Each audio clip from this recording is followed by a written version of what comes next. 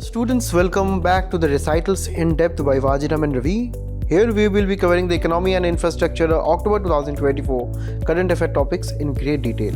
The broader themes that we are going to cover today are as follows: Indian agriculture, money and banking, public finance, investment and infrastructure, and social development. So stay tuned. So students, welcome back to the discussion where we'll be starting with the decline in Indian Forex reserves. And recently, as of the month of September, India saw a massive drop of around $10 billion worth of decline in India's foreign exchange reserve out of the total of around all-time high of around $708 billion of Indian foreign exchange reserves. Now we have to understand that in any country, right, and in any economic system, the presence of the central bank, in our case it is the Reserve Bank of India, the RBI, these banks are important for the crucial functioning of the day-to-day economic activities in the country. And here the central bank is paramount, particularly when we talk about India. RBI's functions, be it to control inflation and also to monitor India's growth and also keep check on the unemployment levels. One of the most important functions that RBI functions is to manage India's foreign exchange reserves. Now, to talk about foreign exchange reserves and how RBI manages it, firstly we need to understand that the RBI Act and the Foreign Exchange Management Act of 1999, right? The RBI Act and Foreign Exchange Management Act of 1999 are actually the most important institutional structures when we talk about the foreign exchange reserves in the country. We know that the main, in this particular context, the main role of the RBI here is to manage the external, right, fluctuations that can affect India, right, that can come from the rest of the world, that is external economy, correct? That can be, say, some conflicts which are taking place abroad, or say there are various other issues of high inflation, say in the US and so on. So also there will be many instances of how our own Indian currency can be appreciating or depreciating too much. So due to the external economy, there can be many external fluctuations where the RBI is entrusted with the function of managing the foreign exchange reserves. And the foreign exchange reserves first came into the picture, quite popular picture during 1991 reforms, right? During 1991 reforms, because one of the most important reason why we had to go for liberalization, privatization and globalization is because we were very acute on the supply of foreign exchange, right? India back in 1990s, the very early 1990s, India was facing a huge BOP crisis, the balance of payment crisis. The country was not even in a state to meet its import needs, and also was not in a position to export. And also here in this particular period of time was the International Monetary Fund who bailed out India, right? Who bailed out India. And here the main provision or the main meaning of this bailing out is that any country, whenever that country is in a position of its BOP crisis or currency fluctuations, right, due to this particular financial emergencies at the very international level, the IMF always gives loans and assistance to those countries which are facing the BOP issues, the BOP payment crisis issues. And that is when India also embraced this liberalization, privatization, globalization, and hence opened its economy to the rest of the world. And here we have to understand that during this phase, our foreign exchange reserves were at one of its lowest levels ever. From that to 2024, we also reached a peak of around $708 billion of foreign exchange reserves. And the more foreign exchange reserves that we have, the better it is for the country. The better it is actually, we can actually tell that the higher foreign exchange reserves are actually the tools and weapons which the RBI has to manage its, say, various currency fluctuations or appreciation and depreciation issues. And also during various financial emergencies which are generally originating from abroad, be it the financial crisis of 2008, or say, be it the various other issues, global conflicts, say for example the Russia-Ukraine crisis, the COVID-19 pandemic, and the various, say, instances of say interest rates which were being calibrated to meet the pandemic's response. The management of foreign exchange reserves is at the very core of every activity, and that is why we need to look into the various components of the foreign exchange reserves. Now, the very first component is very easy to understand. It is actually the foreign currency reserves, right? Now, when we talk about the components, that means that the foreign exchange reserves of the RBI will be having certain components. It will be having certain items within the reserves.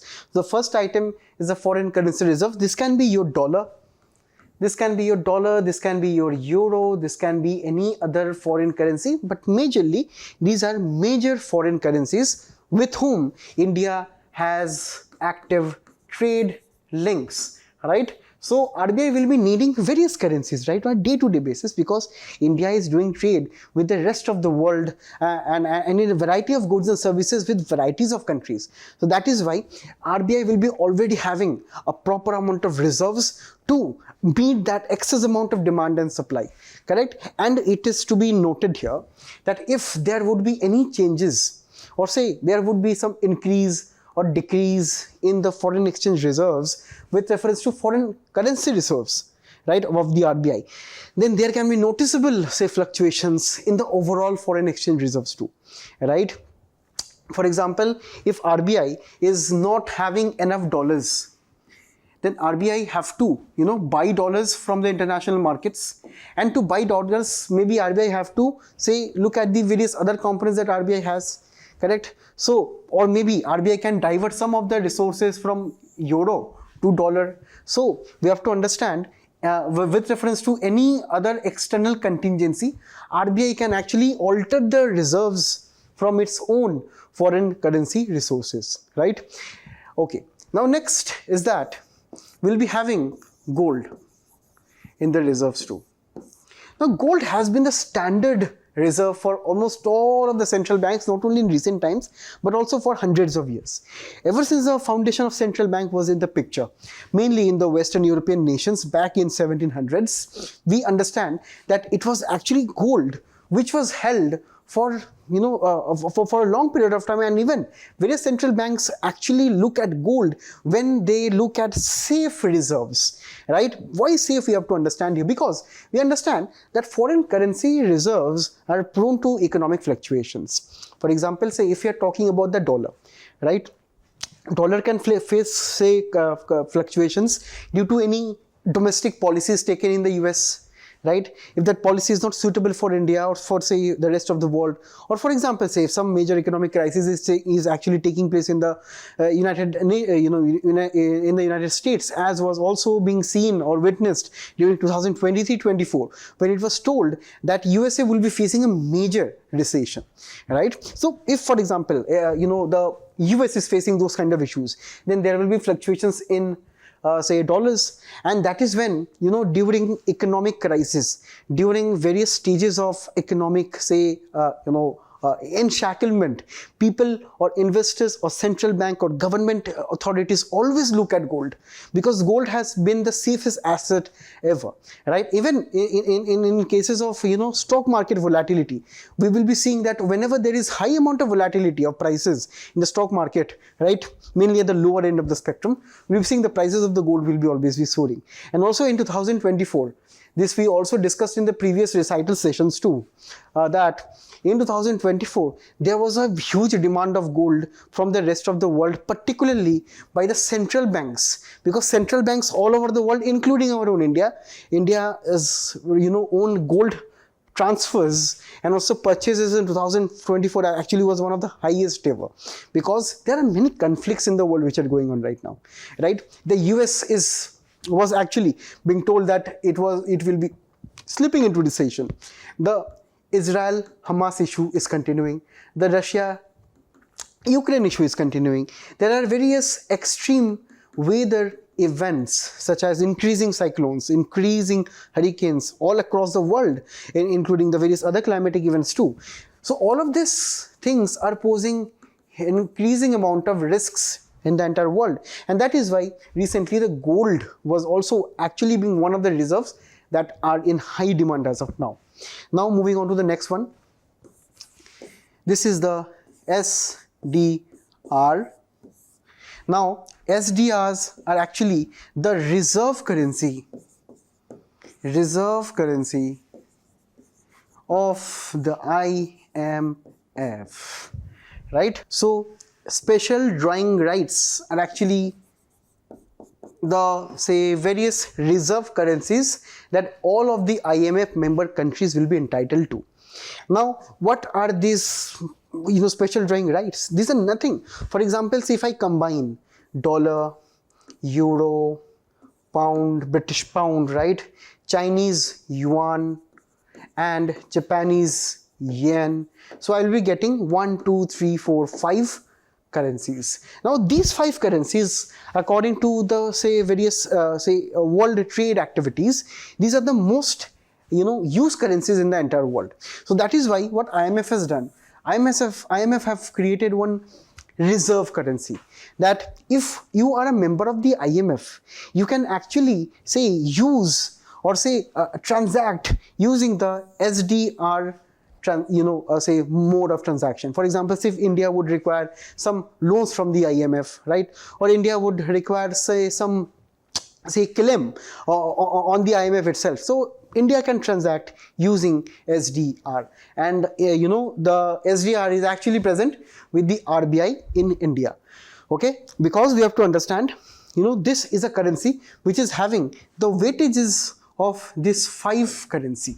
This is, you can tell RBI's own internal member currency itself. If you are a member of the IMF, so you will be getting this reserve currency. And also after this we have something which we know as, the next we have is reserve transposition. Now you have to understand, for every IMF member country to become a member, right, every country will be having a quota.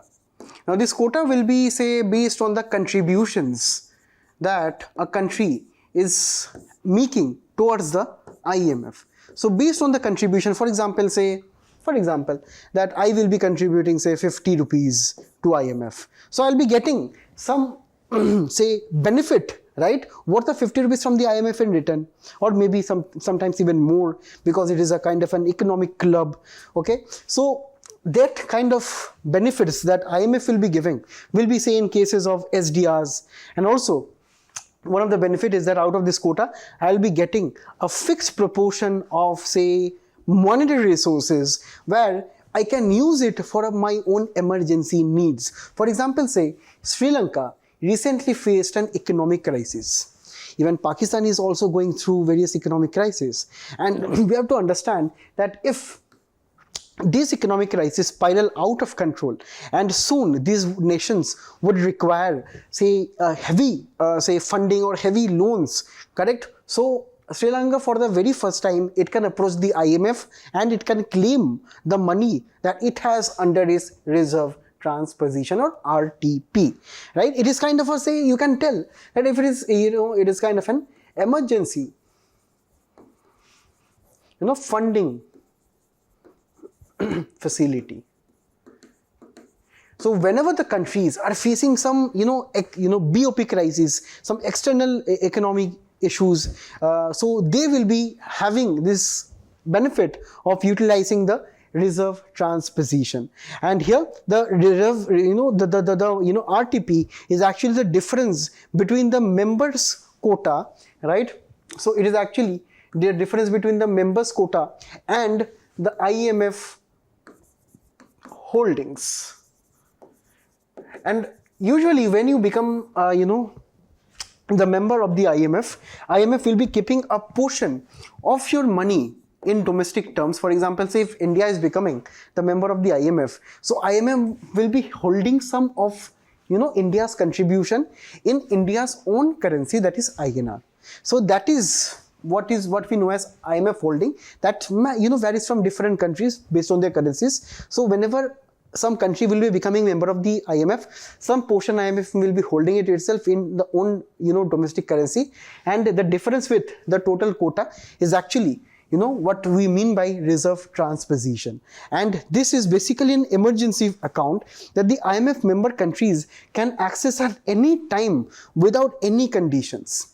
Correct? Why? Because it is an emergency facility, right? Maybe that particular country is facing a massive BOP deficit, and that is why they require emergency funding. So this particular funding is there in the foreign exchange reserves of the central bank, so they can immediately use it without any condition. And also, right, sometimes reserve transposition is the first step that the country will be taking during emergency before the second step, which involves taking some IMF loans, and these loans come at various interest rates that will be charged by the IMF, right? So this is exactly how IMF operates in the international, say, monetary system via this funding mechanism, via various other mechanisms, right? And these are the various 4 foreign exchange reserves. Firstly, currency assets, then gold, then SDRs, and finally RTP. So these are the, this is a comprehensive understanding of the various amounts of, say, foreign exchange reserves that we have. Now, recently, as you can see from the chart, this chart is updated up to November 8, right? As you can see, from September, 27 September 2024, say from September, October and November, the graph has been on a declining trajectory. That means India's foreign exchange reserves are decreasing right now, right? That means there are some components, right? Component number 1, which was, say, the currency reserves, gold, SDR or RTP. So either of these 4 things are decreasing. So if we have, say, for example, have any question also in the UPSC prelims examination, particularly what can be the reasons. So these can be the 4 reasons, because RBI have this kind of assets for the foreign exchange augmentation. So whenever we understand that there is any decline, it has to be broadly with these 4 things. And here, what is the main cause here? It is the main, say, what is the main cause here? The decline is mainly attributed to the first component, that is, foreign currency assets or reserves, right? So the foreign currency assets, as you know, right, RBI is holding various currencies of various other currency, countries, which India is having active trade links with. So it is mainly the dollar, correct, that the dollar assets of, say, the RBI, which is on the decline, and this has resulted into around $10 billion decline of foreign exchange reserves from September to October, right? It was at a high of around $708 billion, and it has declined here.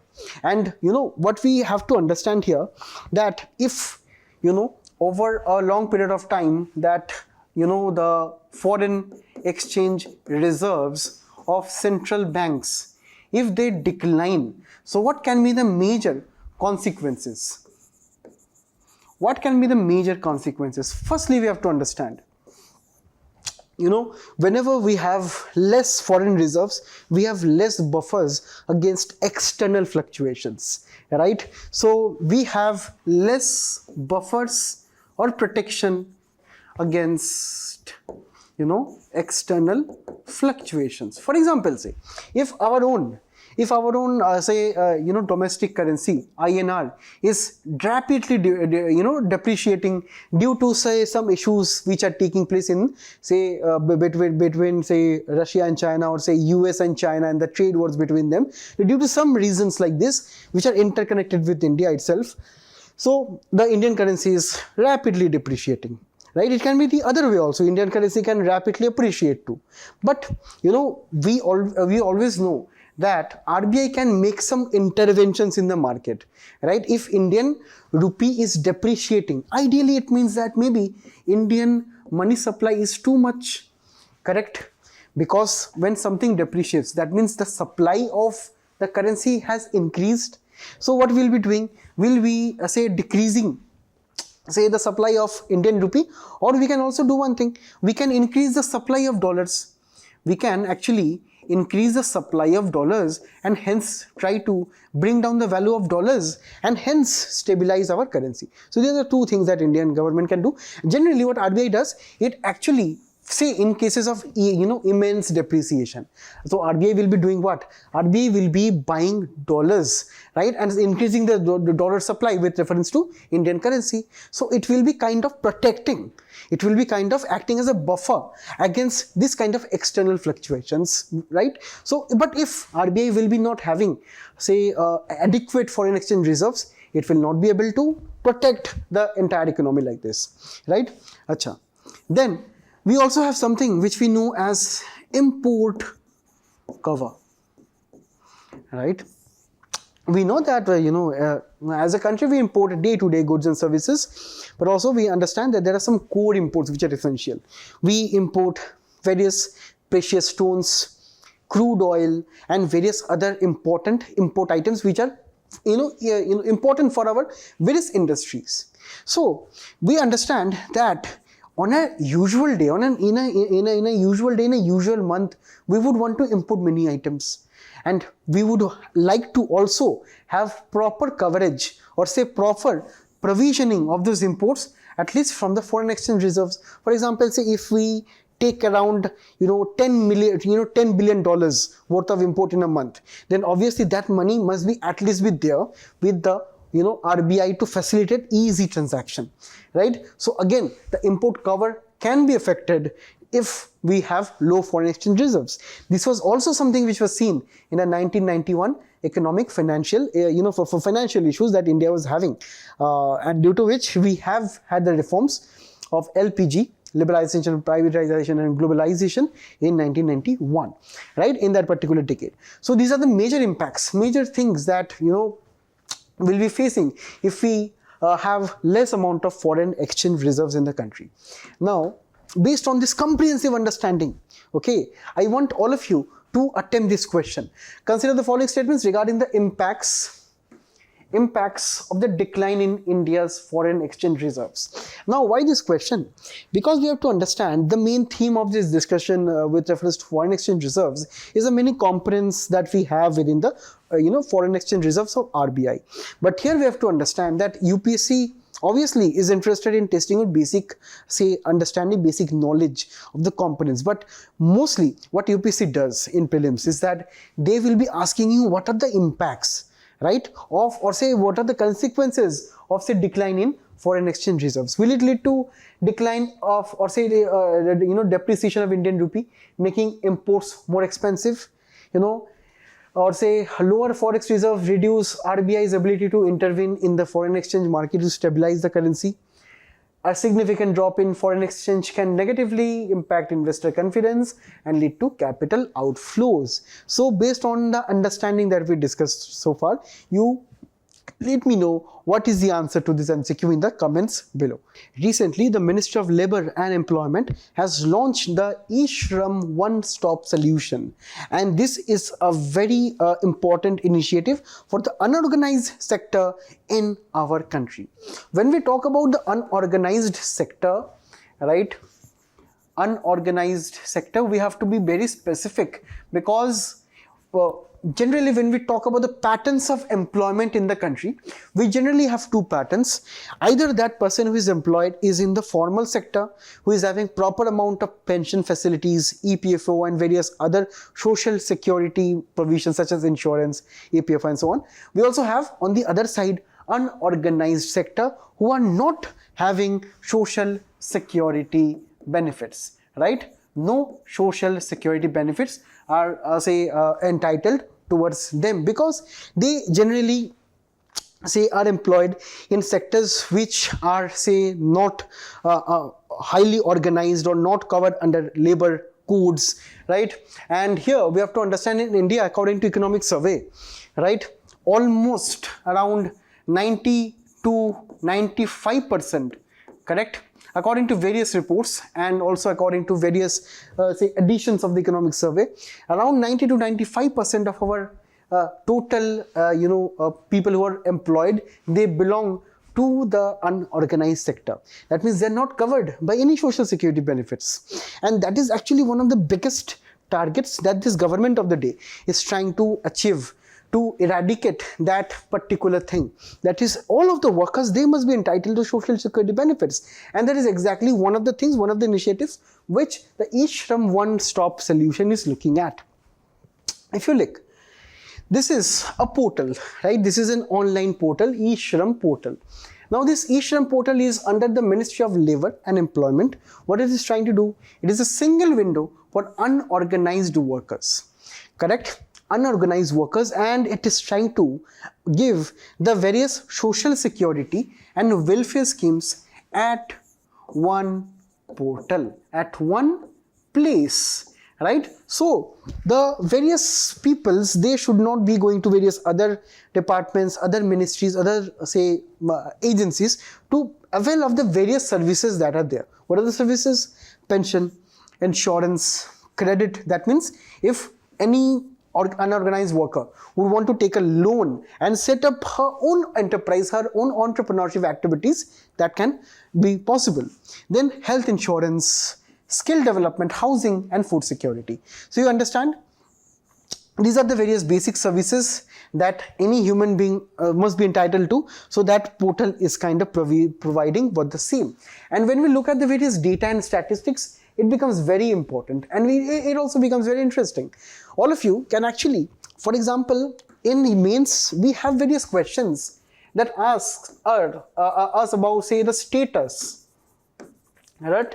Or say how far, or in your opinion, or what do you think, right, regarding a particular initiative, regarding a particular government program. For example, the question can be, what is the status of skill empowerment in the country? Or say, how far do you think the government has been able to bring in inclusive growth in the country? Or what do you think regarding the government initiatives on say the unorganized sector in the country? So within the same, we can give some data, right, to highlight that, okay, if we have some improvements, achievements, we can show the data and we can have our points justified, instead of only writing that the registrations have increased, say the enrollment has increased, people are taking benefits. Instead of writing this generic statement, we can supplement our statements and use data to highlight our answers. So let us give, look at some of the data. So firstly, when we talk about the registration trends on the eShram portal, there is a peak registration of 8 million people in a day. As you can see, this is the general, say, graph that we can see here. But this graph is not important. This figure is important, that a single portal has attracted 8 million people from the unorganized sector to register and hence get the benefits, right? Also, if we look at the gender-wise distribution, we see surprisingly that this portal is dominated by whom? By female. By, say, around 53% of the people who are enrolled here, they are females, and that is also good for any points that we want to highlight for women empowerment, right? We can give this data, we can give this idea to the examiners that, okay, we have a women empowerment, and this is actually one of the reasons why, because women in the unorganized sector, they are registering on this eShram portal. Okay, and also if we can understand that 45% of the registration is between the age group of 25 to 40 years. Right, so we understand almost half of the registration is from the youth of the nation, and also if you can see, majority of them are in the age group of 25 to 40 years. Also, if we see, the most of the registrations have been in the agricultural sector. So this is one data that we find here, that if people are registering from the agricultural sector, that means we have a issue of surplus labor in agriculture. That means whatever number of labor we require, that is far in excess, correct, with reference to, that is whatever is the amount of the labor that we have in, or say employed in the agriculture sector, that is far more than what is required. That is why we have surplus labor who is registering from the agricultural sector. So these are the insights that we get from, that we can get from the data, right? So this is where we can understand all of these people are registering. All of these people are registering not only to get the various social security benefits, but also to get any kind of contracts, right? To, you know, contractual work, or say any kind of, say, work related to their skills with reference to any, say, local private company, government agency, and so on. So this is actually kind of a portal that is kind of facilitating, you know, the identification and the implementation of the social security or say social welfare schemes for the unorganized sector. And this portal will be helping, in the saturation of the schemes in a much more faster and efficient manner, right? So based on the discussion right now, you please let me know what is the answer to this question in the comments below. Now recently, the militants in the Jammu and Kashmir region launched its one of very first attacks on India's infrastructural projects in the Jammu and Kashmir region. And the place where they attacked is actually Z-Morh tunnel, where they killed several of the workers who are working at this particular tunnel here. Now, we'll be discussing about, say, the various, say, aspects of this particular location of the tunnel. So firstly, if you see here, right, when we look at the map here, firstly look at some of the, say, important data, correct? So it is having a length of around 12 kilometers, correct? This tunnel is having the length of around 12 kilometers, and this is connecting Srinagar. This tunnel is located on a stretch of road between Srinagar and Kargil. You know the significance of Kargil, right, for India, for its own internal security imperative. So this particular road that is also connecting to the Leh and Ladakh region, this road is extremely important. And within this road we have two important tunnels. Firstly, we have the Jojila tunnel here, correct? If you can look at this particular stretch of the road, so this stretch of the road is having this Jojila tunnel, which is around, say, 14 kilometers long. And here, when we talk about this stretch of the road, this is kind of, as you can see here, if you can see properly here, it is in the shape of Z, right? If it is zoomed here, this is the shape of a Z, correct? And also Z further here. So that is why it is known as Z-Morh tunnel. And this is around, say, for example, say if we can talk about here, it is connecting Sonmarg to Kangan region, right? And we can understand this particular tunnel, or say tunnels in general in this region, the main objective of construction of this particular tunnels is to have all the round year proper way, weathered road. So this is exactly what we talk about, say, ensuring connectivity between Srinagar and Sonmarg, correct? And also this will be bypassing the major avalanche prone areas of National Highway 1 for commuter safety, right? Because firstly we have to understand, we have to ensure good amount of roads for our army personnel, right? For our army personnel. Secondly, we have to also take into matter the various tourists who visit these areas, and this particular tunnel will be bypassing the avalanche prone region, because this region is kind of prone to avalanches during in that particular geography. And also this is boosting the local economy strategically, correct? Because if we have better amount of, say, tourists and also easy movement of the army, right, the local people will be having better, say, livelihoods, and the economy will also be better. So this is how exactly the main aim and objective of the particular, say, this tunnel is. And also this is to look at broader security imperative for the nation, so it can lead to the easy movement of the army and the troops across the regions. And here, when we talk about, say, another tunnel here, Jojila tunnel, which is also important for our discussion here, right? You can see here the key features is that this is the longest bi-directional single tube road in Asia. Right, the length is at around 14.5 kilometer. It is open all the days. And what exactly is the portion that it is connecting? Right, it is connecting the say Minamag region to the Baltal region. It is actually passing through the Jojila Pass. Hence, it is also known as Jojila Tunnel. Right. So, if you look here, as of now, this project has not been completed. Right.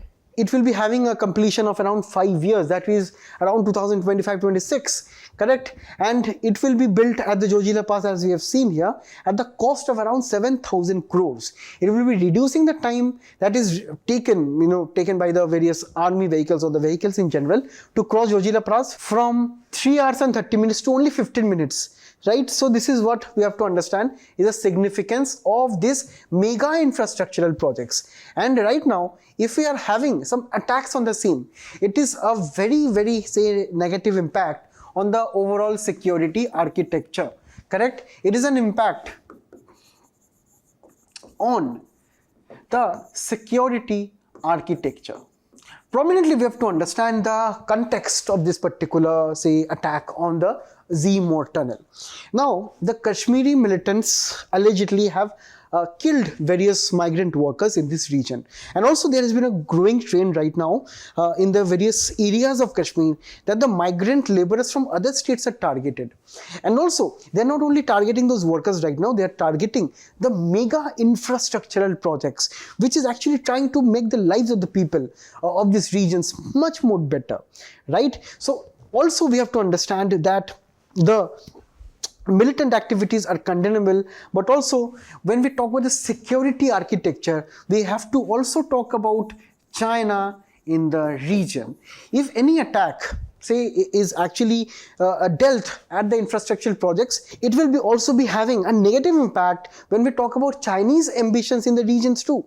Right, so we have to ensure that there are adequate security personnels which are manning these particular important infrastructural projects, right? Otherwise, it will be sending a broader, say, security architecture that is not favorable towards the region and also towards the, say, border areas of the country. So, this was all that was required for this article. Please do remember the names of this particular passes and also, the various cities and the towns that they are connecting, correct? Now, let us move on to the next topic. Recently, the Fraser Institute has released the Economic Freedom of the World report. And here, according to this report measures the degree to which people across around, say, 165 jurisdictions around the globe are allowed to make their own economic choices. So, this particular report is a very interesting report. We'll be looking at some of the important data and trends from this report, which will be important in your essay writing, in your GS3 economy answers too, with relevance particularly towards, say, India and also the rest of the world when it comes to economic freedom. Please note that we will be requiring this concept also when we'll be discussing the very last topic, that is the Nobel Memorial Prize in Economics this year. Now, when we talk about economic freedom, while I was going through this report itself, I found this very important and interesting life, right? This line is talking about human freedom, right? And it is trying to link human freedom with economic freedom. So let us read. Like human freedom, more broadly, economic freedom is based on the concept of self-ownership. When we talk about our own human freedom, for example, freedom to, say, study any subject, freedom to, say, do any activity that is good for our own future, so that is actually a part of our own self-ownership, right? So if you pursue some activity, that becomes our own. So the same concept is there with economic freedom too. It is on the concept of self-ownership. If individuals own themselves, then they have a right to choose how to use their time, talents and resources to shape their own lives. So, using the freedom that we have, we all are preparing to become IAS officers, IPS officers or future bureaucrats to serve the nation. This is our freedom. We can do any other activity, right? But we are not doing them. We are doing that, which will be, properly utilizing our time, our talent and resources, right? So I wish all my audience to properly utilize your time and resources in this particular effort. Now, but if all of the individuals own themselves, no one has a right to the time, talent and resources of anyone else, correct? Now, threats to economic freedom may arise from the government or from individuals using fraud or force to limit the economic choices of others. Just like the freedom that we all have, right? We also have the same concept when we talk about economic freedom. So when we talk about what is economic freedom is actually the term, or actually the liberation of, say, individuals to pursue their economic pursuits individually. That can be you. For example, say if you want to be an entrepreneur and if you want to set up a cafe, right? So you should be having the freedom firstly to have this idea, right? Then you will be, say, for example, purchasing land. You will be, say, next you would require some permits, say for example, say the food safety authority of the country, right? Then you will be requiring various amounts of, say, of your employees who will be working at your cafe, right? So these are the various, for example, say the various factors, right, of production that you will be using to transform your own ideas to economic activity. So in any country, right, there must be this particular economic freedom for people, for individuals to pursue this. And this is exactly what do you mean by economic freedom, be it, say, you as an individual, as an entrepreneur, be it, say, any private company, right, be it any other enterprise, be it any other, say, agency of the economic activity. So they would be free to do any kind of, say, activity that they want. Now the government will be there, right? There will be various rules and regulations that we all have to follow. But again, those rules and regulations must not be too harsh and too stringent. In this context, we also know something which we know as, say, the amount of, say, economic systems in the country, right? We have variety of economic systems, correct? We have some systems which are, say, purely state-owned or government-controlled, right? We are having some economics which are generally known as free market economy, correct? Where these countries are generally known as capitalistic nations, and these are generally known as, socialistic nations, right? Who actually drive or say have most of the means of productions that are owned by the government of the day, or say here everything is left to the free market, or say the rest of the, say, individuals in the society to have their own ideas and innovation, to have their own firms and proprietorship. In the middle, we also have something which we know as mixed economies, right? India is an example of mixed economy where we have both the government, for example, say the PSUs and the various state-owned factories that we have. At the end of the day, we also have the various vibrant private sector, as also is seen in, say, the huge amount of participation in the Indian stock markets and so on. So we understand India is a country which is having mixed economy. So according to various economic experts and theorists, the highest amount of economic freedom is present at the free market economy, right? Then we have, say, a lesser amount of freedom in the mixed economy because there's a substantial amount of government control, restrictions and so on. And the least amount of freedom is actually in the nations where we have the economic system in which government is in majority of the control. Now in the comment sections, can you let me tell me some of the examples of this and these nations, right? Now when we have discussed this, now let us talk about the economic freedom report and what are the various criteria they are using. Now this criteria can be important for your prelims examination, because apart from asking you who is publishing this report, that is a Fraser Institute, they can also ask you what are the components that this particular, say, report is looking into. So what we have firstly is actually the size of the government. right? Then we have the legal system and property rights. Then we have sound money. Sound money is actually, say, looking into the monetary policy of the central bank. What is the amount of inflation it is in your country or not. Then freedom to trade internationally. And this is looking into tariffs and the various external trade barriers and so on, if at all the country is having. Then regulation, right? And finally, we have two aspects of regulation. That is a credit market regulation, that is a banking system. So who is owning the bank, what is the private sector credit, interest rates, and so on.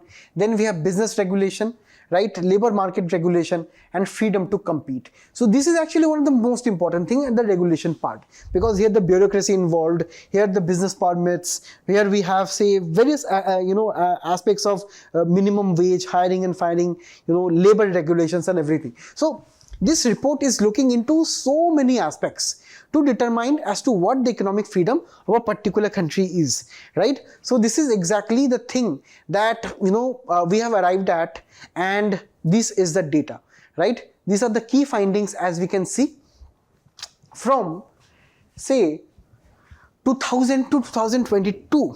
The world as a whole, right? The average economic freedom in the world, it has been declining in the recent years from 2019 onwards. As we can see, from 2019 onwards, the economic freedom has been decreasing. Now, can you let me know of one of the most important causes? You can actually pause the video, because we need to think while we are talking about the data here. So the main important cause why the particular figure or graph is having a sudden drop is due to the COVID-19 pandemic. The COVID-19 pandemic came with the greatest unfreedom, right? That is the lockdown and shutdowns in the global economy. So this is when we see shutdowns and lockdowns and so on over, say, this 2-3 years. So the lockdown effect or pandemic effect is actually what brought down the increasing, say, generally increasing index over a period of time. Also, if you see, this was actually one instance, that second instance when the economic freedom dropped. There was another instance also in this period of time. Also, if you can see, this is coinciding with 2007, 8, 2009 years, which are actually the years of the great, recession, right? Here, this was the recession in the US, where the Lehman Brothers, they collapsed, and the entire financial markets also, mainly in the US, they collapsed, correct? So this was also one of the period. Next, so generally when we see, the trend is like this. Next, when we talk about the various countries, right? Economic freedom and per capita income. So if we understand, on this x-axis we have more economic freedom here, less economic freedom here. And also if you see, this is GDP per capita in US dollars, PPP, right? Purchasing power parity. And here, there is this major observation that if in countries with greater economic freedom, citizens enjoy substantial higher income. So it is quite natural. If you, for example, say in the US, right, if you look at these particular countries, for example, in New Zealand, if you have higher economic freedom, more people will be having more freedom to do various economic activities, such as undertaking business, more business, or say more freedom for the private sector too. So if we have higher economic freedom, generally, naturally, we'll be having higher per capita income. If we look at these particular nations, such as Iran, Zimbabwe, even Egypt, Argentina, China, and so on, so these are having quite intermediate economic freedom, okay? And also these countries are having very low economic freedom. So that is why hence these countries are having low per capita income too, correct? So this is where we have to evaluate. And also if we talk about India, India also would be somewhere here, right? If you have China, if you have Argentina, if you have Egypt and similar nations, correct? We will have India in this region too. So India is also having less amount of, say, economic freedom. When we talk about the countries which ranked the highest, it was actually Hong Kong, and also countries such as Luxembourg, Singapore, and so on, correct, who are having not only, say, most economic freedom, but also very high amount of per capita income, right? Now let us look at some more data. Now when we talk about, say, economic freedom and life expectancy, right? Those in the most economically free countries, they live 16 years longer than in the least free nations. So in some way or the other, economic systems also have an impact on our own life expectancy, correct? So if you look here, right, these are the countries which are most free. So they are having life expectancy of around 80.5 years. These are the countries which are least free. They are having 64.9 only, right? Now India is in the middle somewhere. So we find that with greater freedoms, right, economy as a whole develops, per capita income increases, right? So there is a direct relation. More economic freedom, higher per capita income. Higher per capita income will be, say, helping the private sector to capitalize on investments on the health sector, social security. So greater amount of economic freedom, higher per capita income, better services for the people, better services for the citizens. So this is one example where we get the better service. Health is better, services are better, food is better, environment is better, everything is better. That's why higher life expectancy. Next, we also see economic freedom and infant mortality. If you see, most free countries, US, Singapore, say various other, Luxembourg and so on, they are having, say, 4.3, say, mortality rate when we talk about with reference to 1,000 live births, right? So we see they are having only 4.3 per 1,000, and the, say, least free countries are having almost 40. So this is actually one of the main say instances when we look at infant mortality. We generally talk about the infrastructure at our, say, health centers, right? Because dealing with infants, dealing with, say, newborn babies and their mothers, it is actually one of the most delicate service of the entire health ecosystem. So if we have higher deaths, that means these are from the poorer sections or say the countries which are not having good amount of health ecosystems, right? And also it is coinciding with those countries which are having less economic freedom, right? So again, we have various messages from this data. That means we must be having better amount of economic freedom to have greater other things. We are not only talking about economic freedom. Here we are somewhere getting life expectancy and infant mortality rate linked with that. We are also getting poverty and environmental performance, corruption, so many things. So if we can just change small things to increase economic freedom a little more, we can get so many benefits. So many benefits we can see. When we talk about the poverty, obviously countries which are having less economic freedom are having higher sections of the people, almost at 30% in poverty. Here only 1%, right? We understand that if we want to decrease poverty, this can be one suggestion in your mains answers, that we should be having better amount of economic freedom. So we can suggest these things, that we must be having, say, open, say, financial, controls. We must be having good amount of business regulation, not too much, right? Tax compliances. Then there are so many other things. For example, say, legal systems and property rights must be efficient, contracts, real estate, right? Then we can have better amount of policing and crime management. Then the size of the government can be increased, government investment must be increased, subsidies and so on, state ownership of assets, so everything here. So these are your solutions. When we talk about increasing economic freedom, these are the solutions that we all must be talking of, right? So coming back to our, say, poverty data.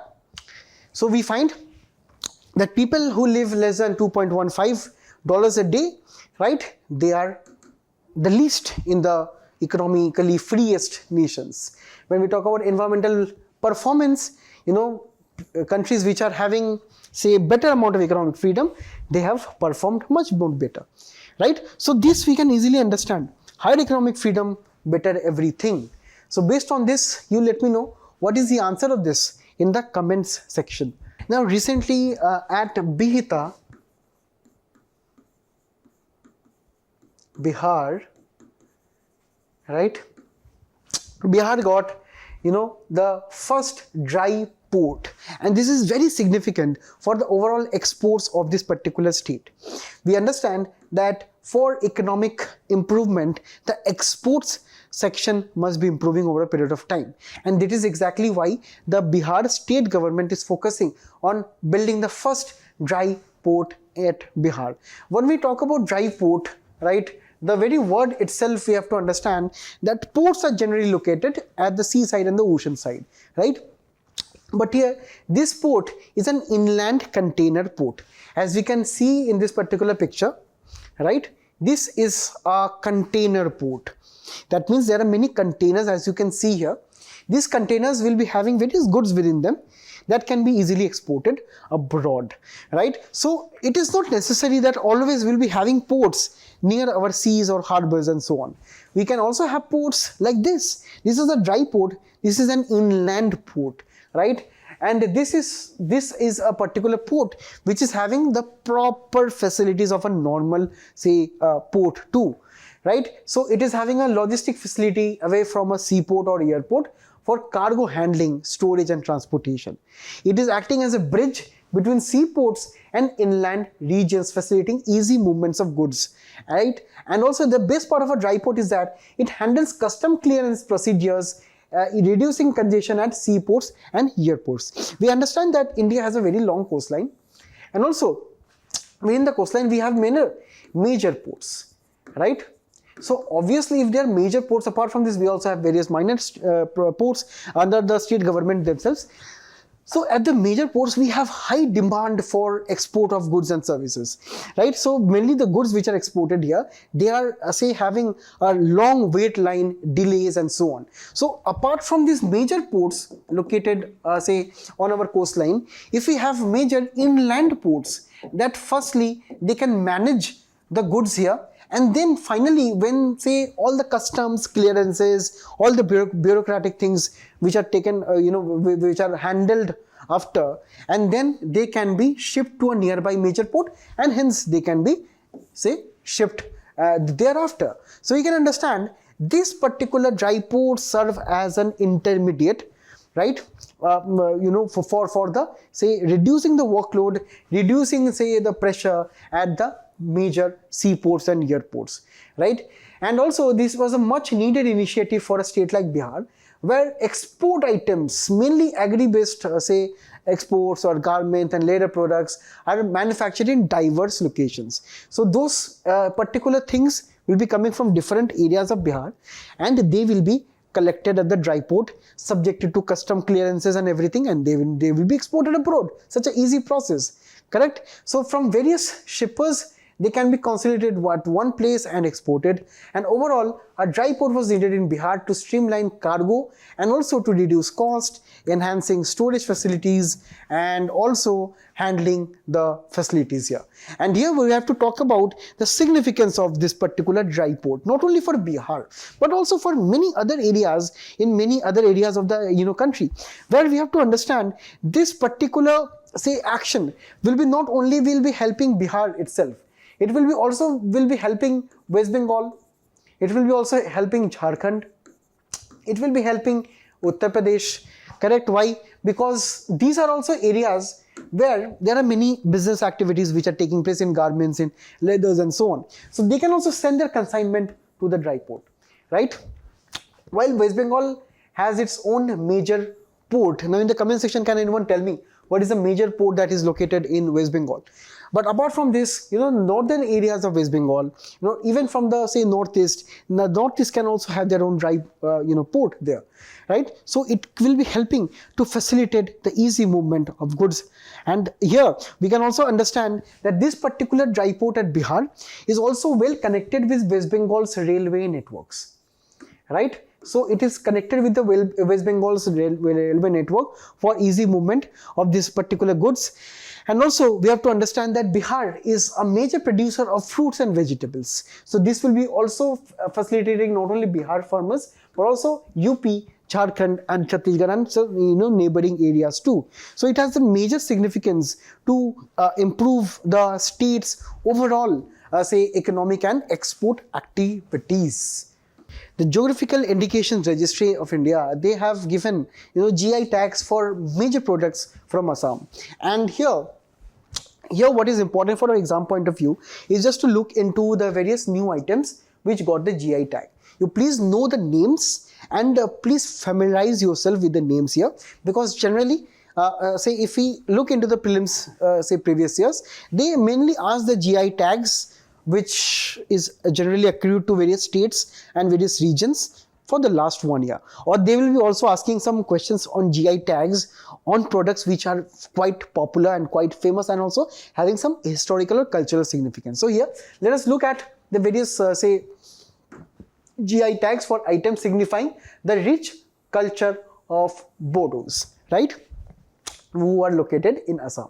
So it is Adonai, Zo, Goran, Maibra, Zo, Bidwi, right? So these are actually, the alcohol which are actually derived from rice, correct? Then we have various other items, the Zo, Gichi, Bada, Nafam, Onla, then Bodo, Gokha and Bodo Narzi. So these are the other items, food items and various other items who got the GI tag.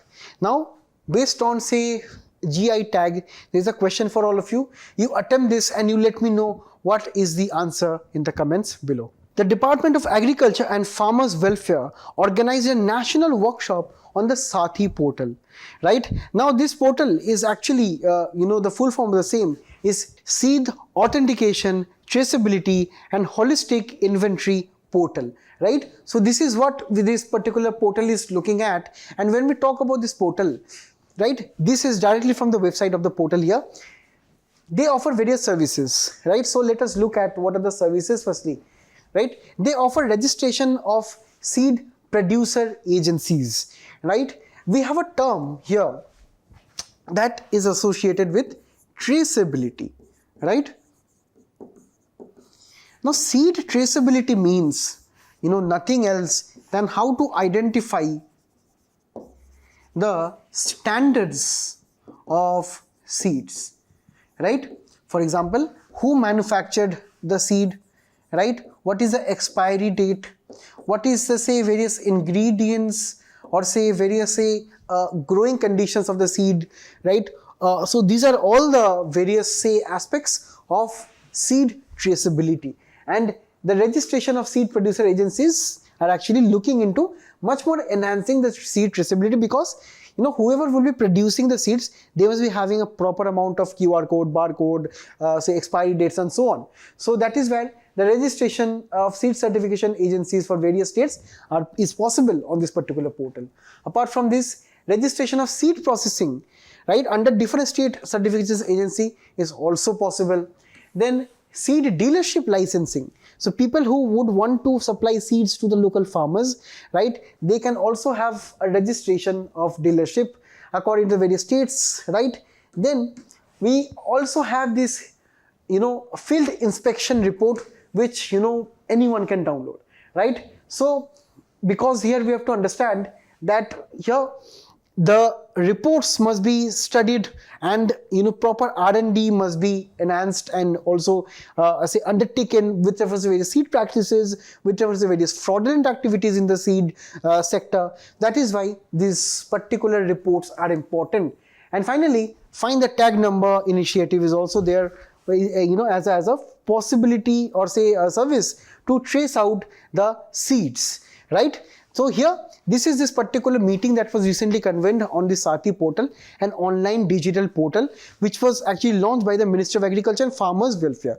And this entire portal is actually developed by National Informatics Center or NIC, right? And here, this is centralized online system for seed traceability, authentication and inventory of the particular concerned stakeholders here, right? And here, when we talk about, the registration of the various seed producers, registered seed producer agency, processing society, licensed vendors, as we can see, as of now, this is now, onboarded at around 766 registries all around the country, right? So there have been many registrations, as we can see, across all parts of the India, but in some few regions, we see most of them have actually enrolled onto this particular portal. So this portal ensures that whatever the seeds which are being registered under this particular producer and so on, these are certified and they meet the standards of agriculture protection, right? And this system consists of 7 vertical seed chain, research organization, seed certification, seed licensing, seed catalog, right? And also delayed to farmer sales, farm registration, and seed, DBT, right? Direct benefit transfer. So we have these kinds of things on the portal,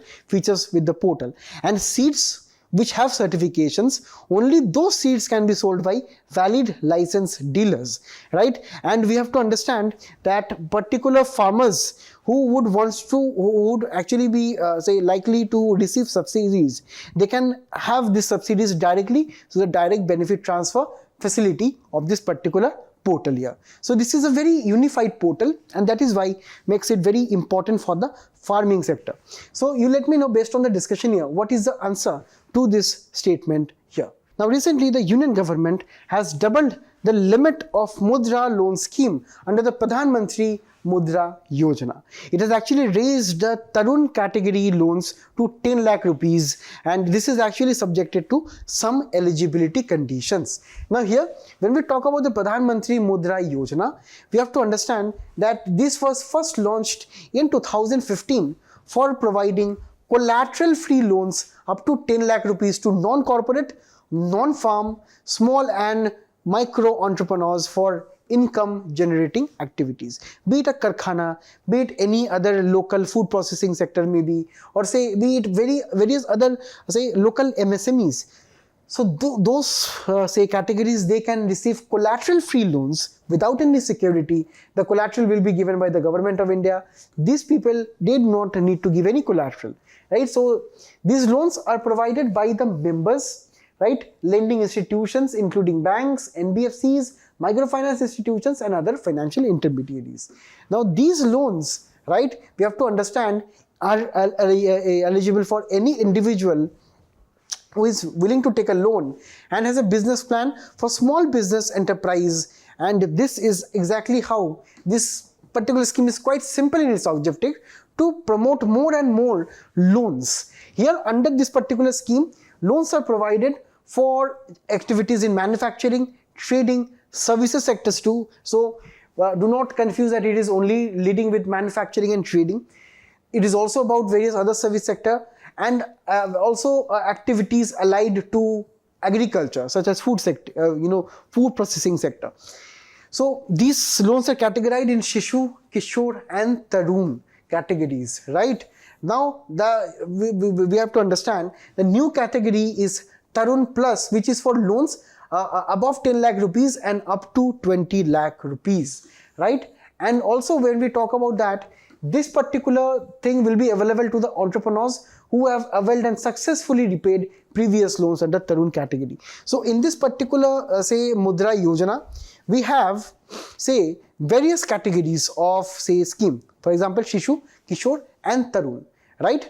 Now here, Shishu loans are those loans which are up to 50,000 rupees. Kishore is from 50 to 5 lakh and Tarun is from 5 lakh to 10 lakh, right? Now here, there will be some Tarun Plus category which are, after Tarun here, who will be getting from 10 to 20 lakh only if they have repaid the previous loans that they have taken, right? So this is exactly what we understand, that it will be only available to the entrepreneurs who have successfully repaid the previous loans under the Tarun category, right? And obviously when we talk about the this loan, this particular scheme is collateral free, so someone will be providing the collateral or the guarantee, right? The guarantee coverage will be up to 20 lakhs, will be given by the Credit Guarantee Fund for micro units. So these are all the information, scheme specific information, which we do not have to scratch our minds too much, but we have to remember the information, right?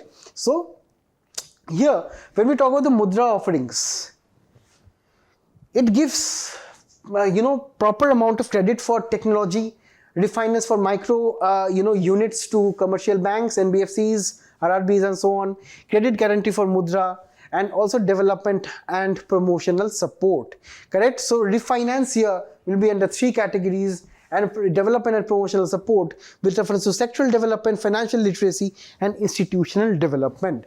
So based on whatever we have studied here, you just let me know what is the answer of this particular MCQ in the comments below. The Minister of Fisheries, Animal Husbandry and Dairying has launched its 21st livestock census. As of now, we have the data up to 20th livestock census, which was held in 2019. So this particular census will be looking into the categorization and enumeration of 16 animal species. 16 animal species will be including cattle, buffalo, yak, dogs, pig, goat, camel, and so on. So these will be the livestock census which will be done. And the last census that we have the data of the same is from 2019 census, where we have various data to note, right? So from 2012 and 29, so what is the percent difference of cattle, buffalo, goat, sheep, poultry, pigs, right? So and also the total. So if you see from 2012 to 19, so there has been the most number of change, the highest number of change was in this two sector, that is the sheep and poultry sector, right? Next, it is followed by the change which occurred in the population of goats, right? The percentage change means the population have increased. And it is followed by buffaloes and cattle, right? And finally pigs. So we have on an overall basis 4.6% increase from 2012 to 2019. Now this livestock census has been being conducted in India since 1919. So it was actually quite long back that every 5 years, right? Every 5 years this census is being conducted as of now, and as of now 20 livestock census has been conducted so far, and this enumeration process will be started by around October 2025 right here to around February 2025, and this will be expected to cover around 30 crore households to enumerate the variety of cattle and livestock in general. So based on this, you let me know what is the answer of the same in the comments below. The Union government recently provided the guidelines for seaweeds and hence paving way for better amount of seaweed farming in the country. Now when we talk about the seaweeds, we find that seaweed farming or kelp farming as they are commonly known is a part of $5 billion global seaweed industry, right? We can understand these are the seaweeds, right? These are the common name for the species of marine plants and algae, right? So they are both plants and algae that grow in the ocean as well as rivers, lakes, and also other water bodies. So it is not that they are seaweeds and they can be found only at seas and oceans, right?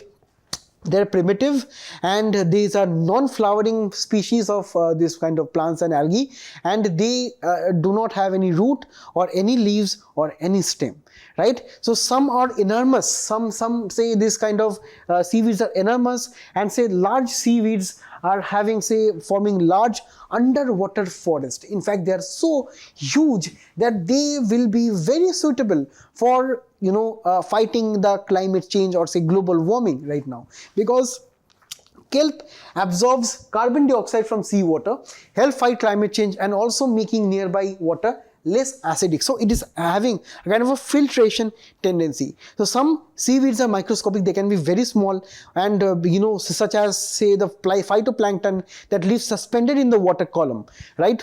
And also we have most of the medium sized seaweeds which are having diversity of colors from red, green, and also sometimes brown and black also too, right? So these seaweeds are extremely healthy. Instead, they are actually known as superfood. They are having so many benefits of vitamins, even protein, and even various other micro and macronutrients that right now they are having a huge number of economic potential, as we can see here.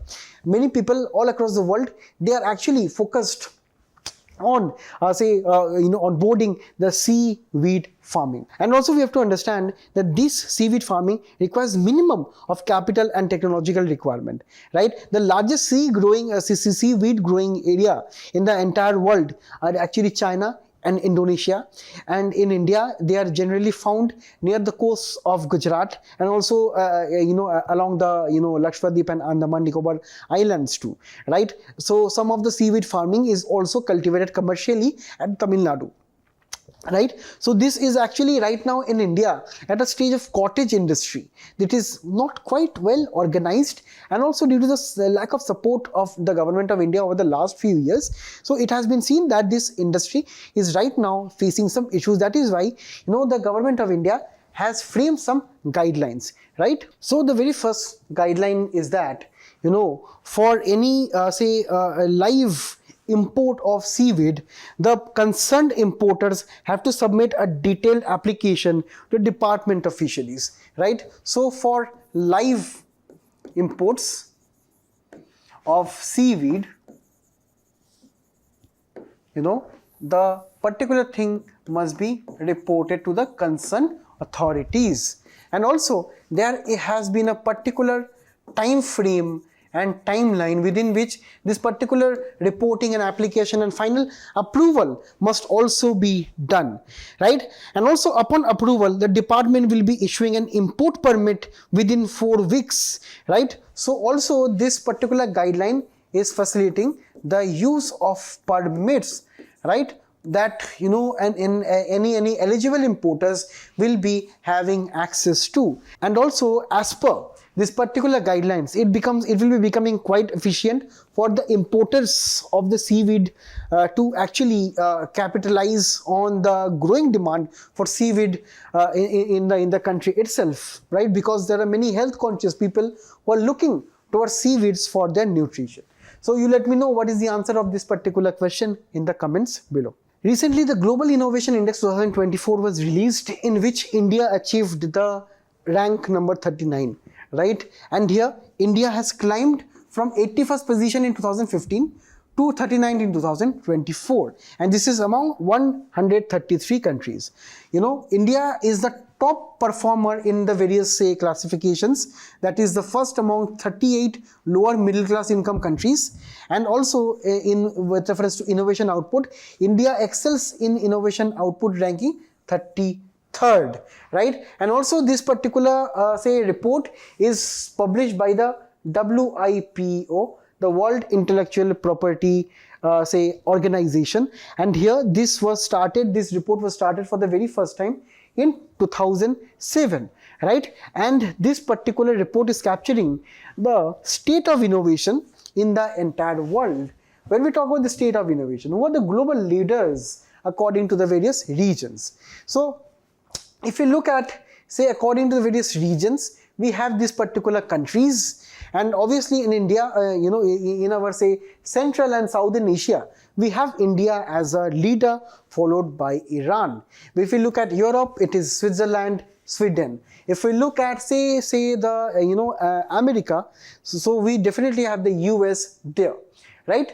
And also when we talk about the top science and technology clusters by economy, by region, so the first cluster is the Tokyo region, then Shenzhen, Hong Kong region, followed by Beijing, Seoul, and California. So these are the top 5-6 particular places in the entire world which are quite prone to high levels of innovation, right? So this is actually some of the important other aspects of the report, apart from the very first things that we have discussed.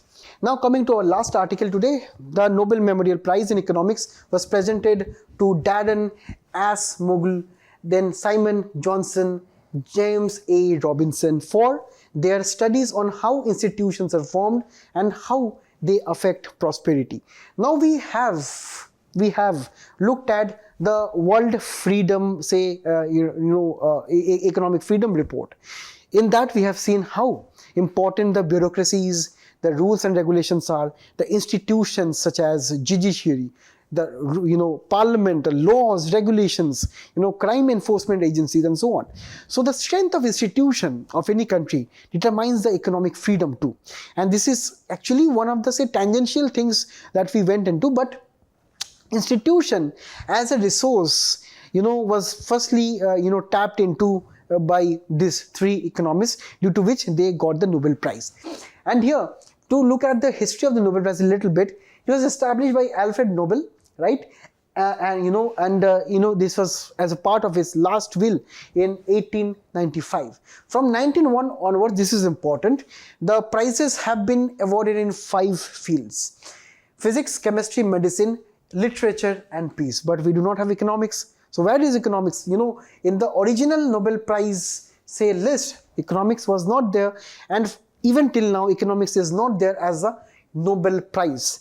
Economics as a separate aspect is given from 1969, right? That is formally known as the Nobel Memorial Prize, not Nobel Prize in Economics. It is known as the Nobel Memorial Prize in Economic Sciences, and this has been awarded by the Swedish Central Bank, Sveriges Riksbank, right? So this particular Nobel Prize went for the work related to the importance of institutions, right? So how the institutions cater to greater economic growth, right? So there can be various aspects of law enforcement, environmental concerns, right?